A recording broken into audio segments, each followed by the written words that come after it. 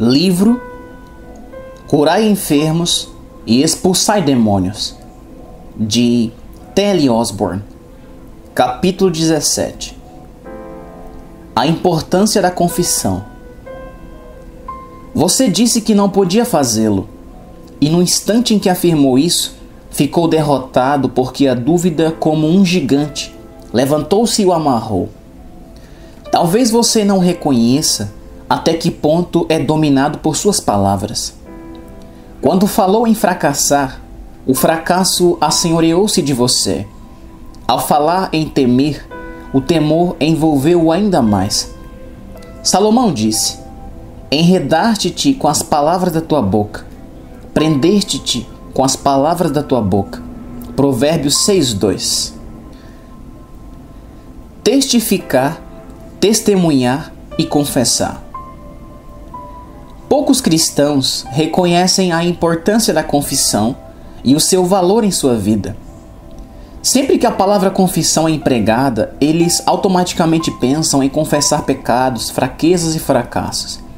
No entanto, este é apenas o lado negativo do assunto. A confissão negativa de nosso pecado apenas abre a porta para a confissão positiva de toda a palavra. Nada em nossa vida cristã é mais importante do que a confissão, apesar de quase nunca mencionarem nas igrejas. A própria vida cristã é chamada de confissão. No grego, reconhecimento ou admissão. Em Hebreus 3:1. As duas palavras estão intimamente relacionadas, mas têm significados diferentes. A palavra confissão foi traduzida da palavra grega que significa dizer a mesma coisa, declarar o que Deus diz, concordar com o que o Senhor afirma em nosso testemunho, dizer o que o Altíssimo profere em sua palavra acerca de seus pecados, suas enfermidades, seus aparentes fracassos, sua saúde, sua salvação, suas vitórias ou sobre qualquer outra coisa. Em outras palavras, a confissão é testificar ou admitir as afirmações de Deus. A confissão nas provações. Imagine que uma enfermidade ameace comprometer sua saúde. Começam a aparecer os sintomas. Satanás quer destruir sua saúde e assim tornar sua vida infrutífera no serviço de Cristo. Deus, porém, já fez provisão para a sua saúde. Ele estabeleceu uma aliança de cura com você, prometendo-lhe: e servireis ao Senhor vosso Deus, e eu tirarei do meio de ti as enfermidades. Êxodo 23:25. Isso porque eu sou o Senhor que te sara. Êxodo 15:26, parte C. A palavra afirma: é Ele que perdoa todas as tuas iniquidades e sara todas as tuas enfermidades. Salmo 103:3. Jesus já o redimiu da queda do homem. Ele libertou você de suas doenças, porque tomou sobre si as nossas enfermidades e levou as nossas doenças. Mateus 8:17, parte B, na atroz cruz. Marcos 15, do 16 ao 20, e Mateus 17:26 e João 19:1. Portanto, pelas suas feridas fostes sarados. 1 Pedro 2:24, parte C. Se você reconhecer tudo isso, terá uma base para sua fé, pois estará certo de que Satanás não pode colocar doença em seu corpo, uma vez que Cristo já levou suas doenças em seu lugar. Portanto, resista ao diabo e a seus sintomas mentirosos de doença. Não tenha medo deles. Você sabe que sua redenção é um fato e que suas enfermidades foram postas no corpo de Cristo. Por isso, não tenha medo de nada. Repreenda Satanás ousada e firmemente com a palavra e em nome de Jesus que morreu para libertá-lo. Fique firme, não ceda terreno. Haja justamente como Cristo, seu exemplo quando foi tentado por Satanás no deserto. Diga: Satanás, está escrito. Em seguida, com base na palavra, declare: pelas suas feridas já fui sarado. Ele sarou todas as minhas doenças. Cristo tomou sobre si as minhas enfermidades. Isto é confissão. Confissão é dizer o que o Todo-Poderoso diz, falar a linguagem da Bíblia em todo o tempo.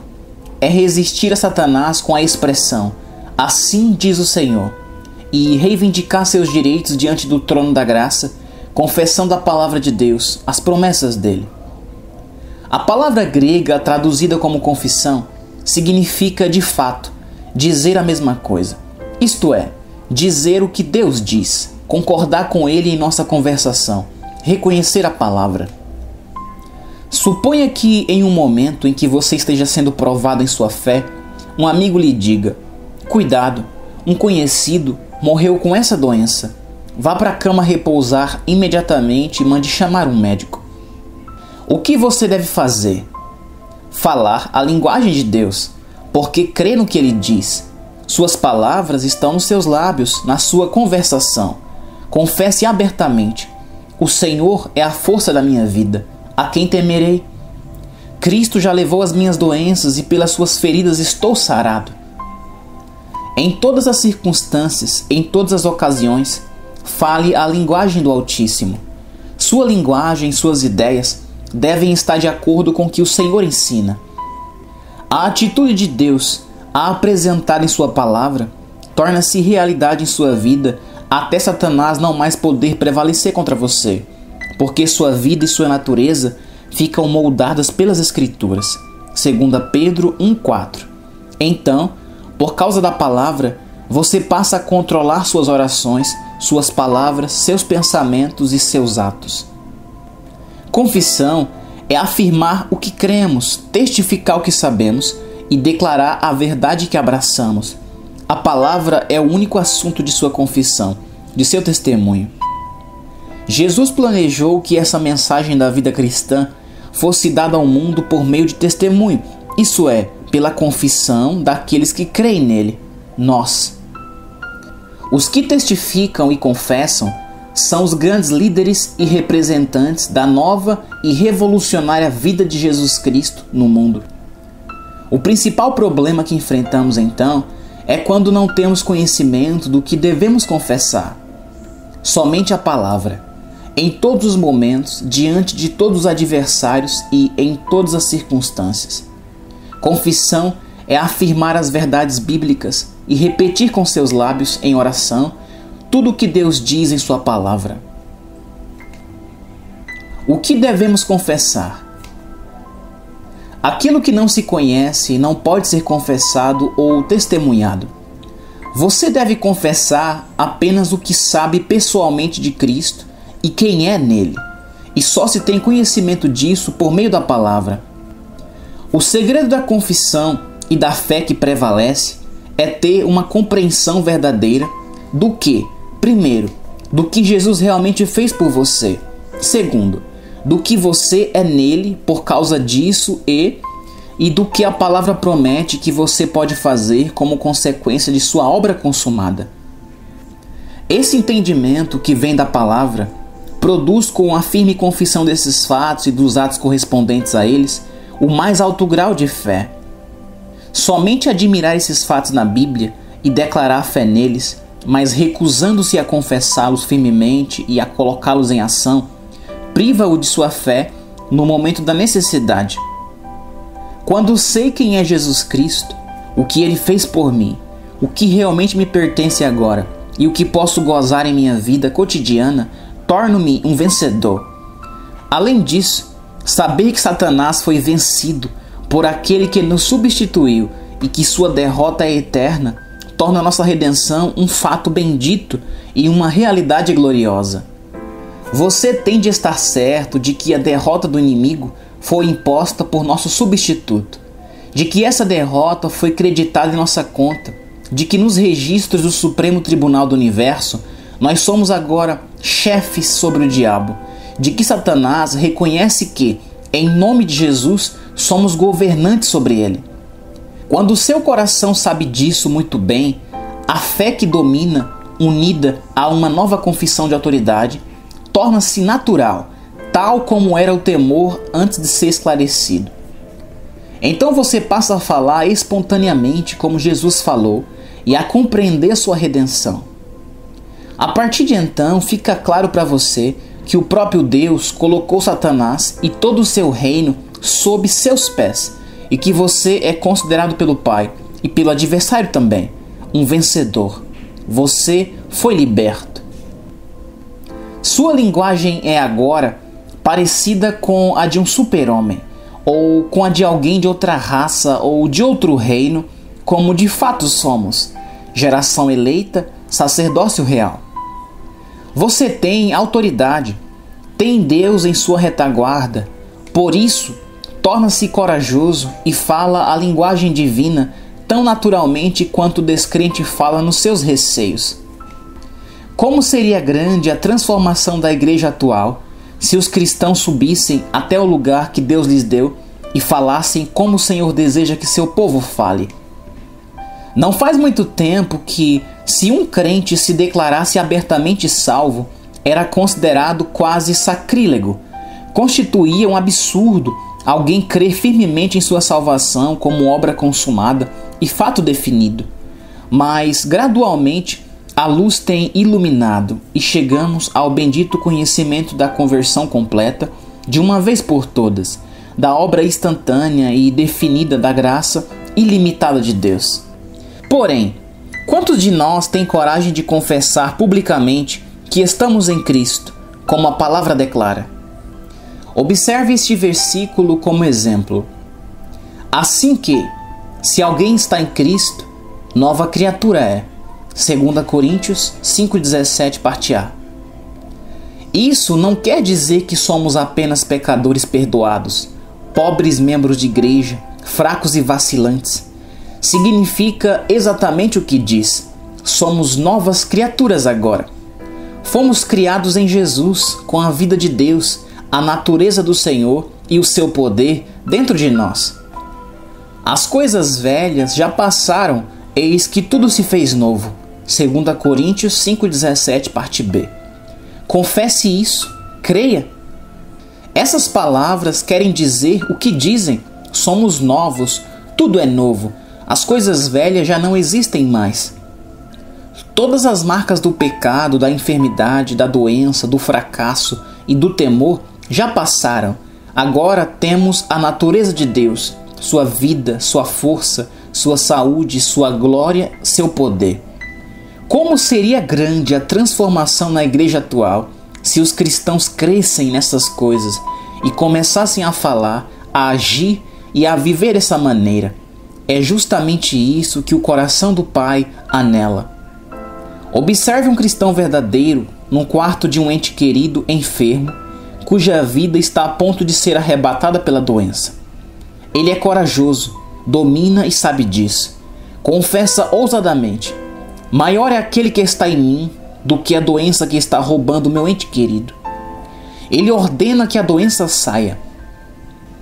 Fala em nome de Jesus e manda que Satanás largue o enfermo. Ordena que o doente se levante são.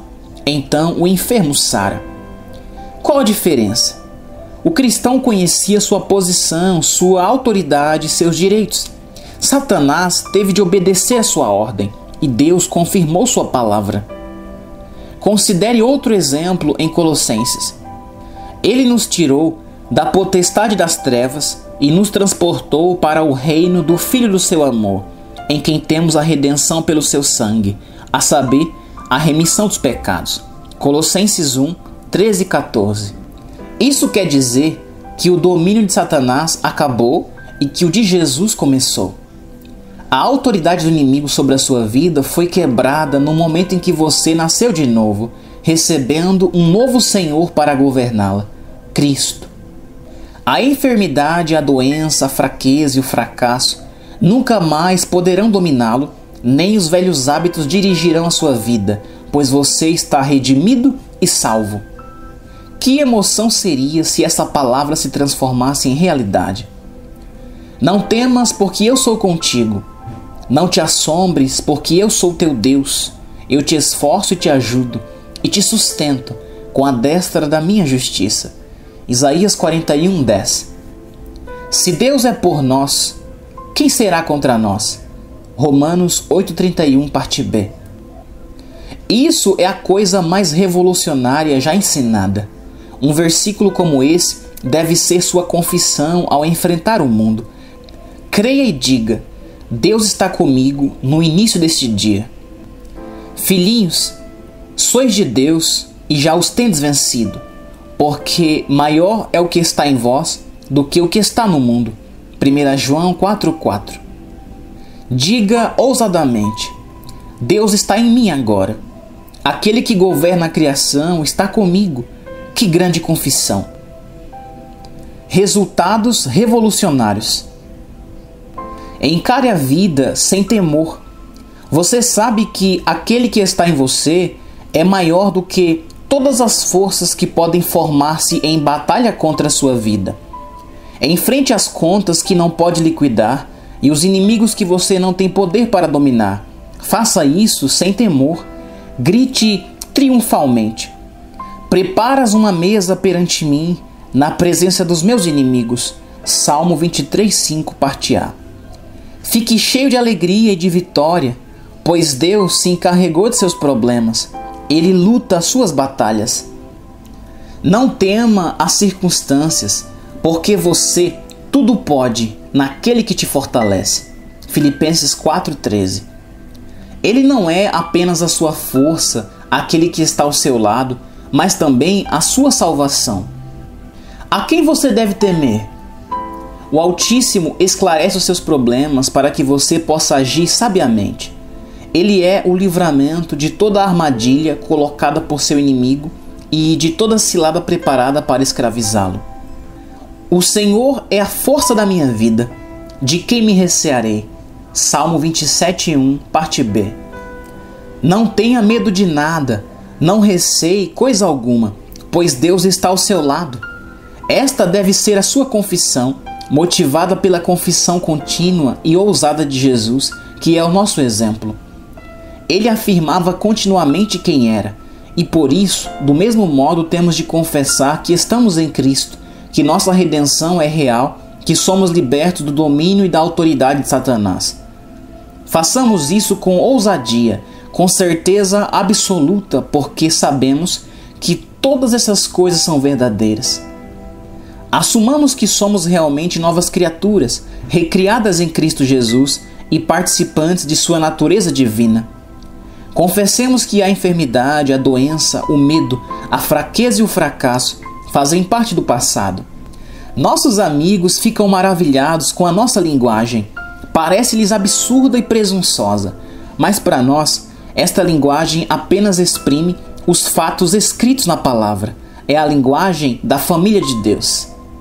Temos a coragem de firmar-nos na presença dos homens que contradizem a Bíblia e declarar calmamente que a palavra é verdadeira. Quando a evidência física mostra que estou enfermo com uma doença incurável, confesso ousadamente que Deus pôs essa doença sobre Jesus, que Ele a levou por mim e que Satanás não tem direito de colocá-la sobre a minha vida. Declaro que, pelas suas feridas, estou sarado. Creio nisso firmemente e, portanto, seguro-me nessa declaração em face da evidência contrária que diz que não é verdade, porém a minha confissão da palavra prevalece e fico são. O intercessor de nosso testemunho. Em Hebreus 3:1, Cristo é chamado o sumo sacerdote da nossa confissão. O versículo seguinte declara que ele é fiel como sumo sacerdote da nossa confissão, ao que o constituiu, como também o foi Moisés. Nos tempos de enfermidade, confessamos com ousadia suas promessas de nos sarar. Quando fazemos isso, nosso sumo sacerdote, Jesus, age em nosso favor, conforme a nossa confissão de sua palavra, e intercede junto ao Pai pelas bênçãos das promessas declaradas. Ele é o sumo sacerdote da nossa confissão.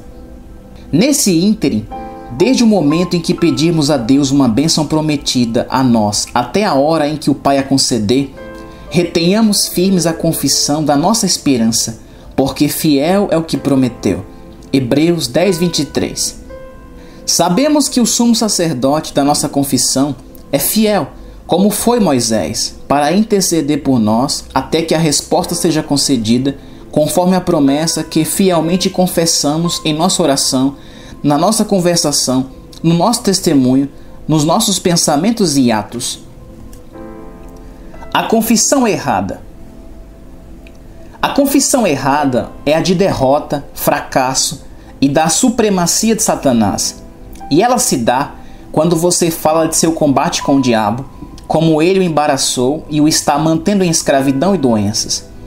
Essa confissão errada glorifica seu adversário.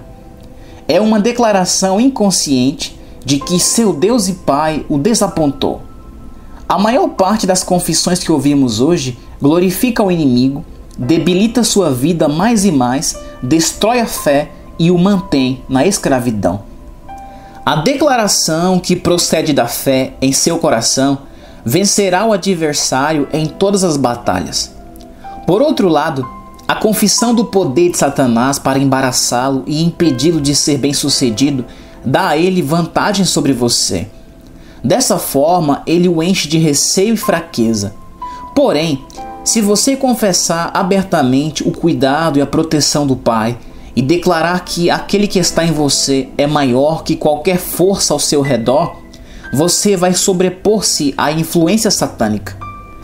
Todas as vezes em que você confessar suas dúvidas e seus temores, confessará sua fé em Satanás e negará o poder e a graça de Deus. Quando declarar suas fraquezas e enfermidades, declarará abertamente que a palavra não é verdadeira e que Deus deixou de cumpri-la. Deus declara: pelas suas feridas fostes sarados. 1 Pedro 2,24, parte C. E, verdadeiramente, Ele tomou sobre si as nossas enfermidades e as nossas dores levou sobre si. Isaías 53,4, parte A. Em vez de confessar que Ele levou as suas enfermidades e as lançou fora, você diz que ainda está doente e aceita a evidência natural em vez do testemunho da palavra. Assim, você fracassa. Enquanto você continuar crendo na confissão da fraqueza, da enfermidade, da dor, permanecerá com elas. Poderá passar anos procurando um homem de Deus para fazer a oração da fé por você, mas nada lhe aproveitará, porque sua incredulidade anulará a eficácia de sua fé. Quem está sempre confessando os pecados e as fraquezas, acrescenta desânimo, derrota e fracasso em todo o seu empreendimento. Leia, fale, confesse e pratique a palavra. Dessa forma, ela se tornará uma parte de seu ser.